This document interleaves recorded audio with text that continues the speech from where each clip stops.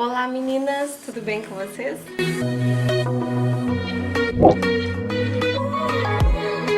No vídeo de hoje nós vamos falar sobre um assunto que muitas mulheres ainda têm dúvidas nos dias de hoje, que é se a mulher pode ou não usar maquiagem, usar brinco, pintar, cortar o cabelo e todas essas coisas que muitas pessoas consideram pura vaidade. Eu recebi essa dúvida em um dos vídeos aqui do canal, onde eu falava sobre que tipos de roupa que a mulher cristã não deveria usar. Nesse vídeo eu falei sobre alguns tipos de roupa e como que nós, enquanto mulheres cristãs, buscando sempre manter a decência na maneira de vestir, como que a gente podia aproveitar melhor essas peças e se era realmente adequado ou não o uso dessas peças. Para falar a verdade, até os dias de hoje eu tenho dúvida se essa pergunta foi com a intenção de fazer uma ironia ou se foi com a intenção realmente de ter essa dúvida respondida.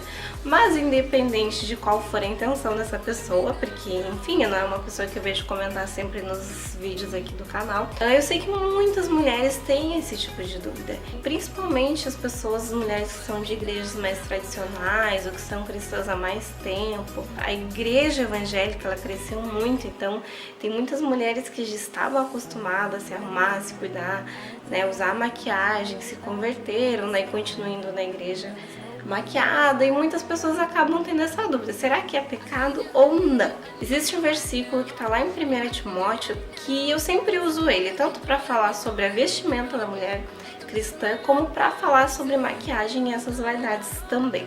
Por quê? Ele é um versículo, ele é até um versículo que muitas pessoas usam para dizer o contrário do que eu vou falar para vocês. Bom, mas não adianta eu ficar aqui falando um monte de coisa para vocês. Você tem que ler o versículo e falar se a mulher cristã pode ou não pode usar maquiagem e o porquê disso, tá bom? Gente, esse texto tá aqui, ó, em Timóteo 2, 9 e 10, tá? Vou deixar aqui na tela para vocês, quem quiser pegar a sua Bíblia e acompanhar.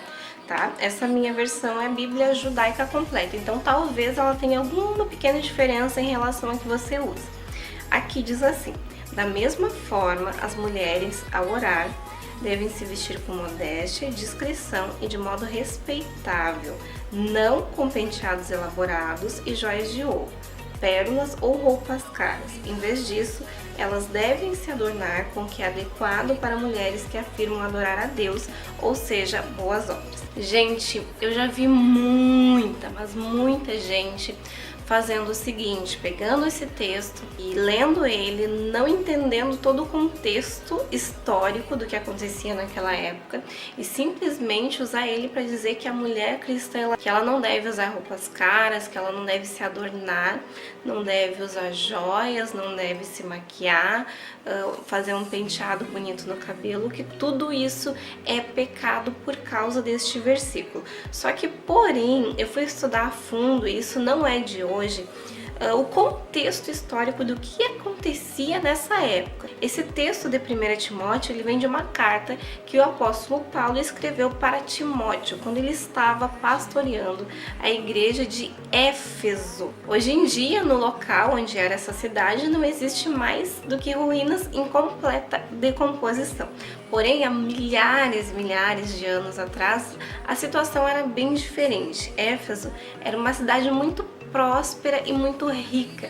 Ela tinha boas ligações, tanto por vias terrestres quanto marítimas, e isso favorecia o comércio da cidade. A cidade, ela era próspera e era considerada uma cidade desejável de se viver, de tão boa que era a qualidade de vida na cidade de Éfeso. E era lá onde Timóteo estava naquele momento. Mas o que acontecia em Éfeso além disso? Além de ser uma cidade muito próspera, Éfeso quase que completamente, quase que toda a cidade, cultuava a Diana, a Ártemis, que era a deusa da fertilidade. Inclusive lá mesmo em Éfeso tinha o templo de Diana, que era um lugar muito sagrado, muito estimado pelo povo, tanto que pessoas de outros lugares iam para adorar Diana naquele templo. Entre diversas outras coisas que aconteciam no templo e fora do templo, das pessoas que eram adoradoras de Diana, existiam 100 prostitutas sagradas que comercializavam os corpos pelas cidades durante a noite. Fora isso, tinha um mês do ano que era totalmente dedicado à sua adoração, onde havia um cortejo que passava por toda a cidade. Haviam diversas atrações nesse cortejo, inclusive onde muitas jovens virgens vestidas de ninfas, elas acenavam arco e flecha. As efésias em si eram muito vaidosas. As adoradoras de Diana preservavam uma imagem que se assemelhava à estátua dessa deusa. E a estátua dessa deusa, a mais conhecida, era de uma jovem sacerdotisa com cabelos muito longos, com tranças nos cabelos, e os cabelos eram adornados por joias, as roupas eram caríssimas, dispendiosas, com muitos adornos, muitos enfeites. Era uma imagem de muita riqueza e sensualidade. E as adoradoras de Diana também se vestiam de uma forma muito semelhante, com roupas muito caras, com muitos enfeites, com os cabelos trançados, enfeitados por pérolas, ouro, prata e joias preciosas. Então, quando a gente volta aqui para o texto de 1 Timóteo 2, 9 e 10, e a gente lê, o nosso entendimento se abre porque a gente entende que o apóstolo Paulo estava falando exatamente para aquela época, para aquela geração onde as mulheres eram adoradoras de Diana. Por volta de 52 da Era Comum, apóstolo Paulo foi a Éfeso, se eu não me engano, juntamente com Áquila e Priscila, e foi aí que eles pregaram e muitas pessoas passaram a se converter a Jesus Cristo, e assim nasceu uma igreja, e essa igreja no momento estava sendo pastoreada por Timóteo. Porém, o que aconteceu? As mulheres que se converteram a Jesus Cristo antigamente eram adoradoras de Diana, então naturalmente elas estavam acostumadas a se vestir exatamente daquela forma. O que o apóstolo Paulo queria dizer para aquela igreja em específico? Que elas não deveriam mais ter a mesma imagem de antes e a mesma imagem das mulheres que ainda permaneciam sendo adoradoras de Diana. Agora elas se converteram a Jesus, elas adotaram uma nova vida e a sua aparência deveria condizer com essa nova vida que elas passaram a viver. Então, por isso que eu digo que quando lemos esse versículo, em nenhum momento ele quer dizer que nós mulheres dos dias de hoje e nas gerações passadas ou futuras não devemos nos arrumar, cuidar do cabelo, pintar a unha, fazer maquiagem, cortar o cabelo. Nada disso é pecado. A Bíblia não menciona em nenhum momento que isso é pecado. A Bíblia menciona sim que a mulher não deveria se portar dessa forma, se vestir dessa forma, mas existia um propósito bem específico com isso. E é isso que a gente tem que cuidar muitas vezes quando a gente lê a palavra de Deus. Muitas vezes a gente isola um versículo e não pega o contexto histórico ou o contexto geral do que aquilo quer dizer. E a gente pode se equivocar muito e passar inclusive ensinamentos errados a outras pessoas. Então a gente tem que ter muito cuidado com isso. Agora, sobre maquiagem, sobre a mulher se arrumar, não é pecado nenhum. Inclusive, em nenhum momento a gente vai encontrar a Bíblia condenando que a mulher que usa maquiagem é pecadora. A Bíblia não fala especificamente sobre esse tipo de assunto. É claro que a gente tem que aprender a analisar o nosso coração, as nossas reais intenções. Eu sempre penso muito sobre isso. Por que eu estou fazendo isso? Por que eu estou me maquiando e me arrumando? Qual é a minha intenção? Com isso, eu estou querendo atrair o olhar do outro sobre o meu corpo de uma forma, quem sabe, indevida?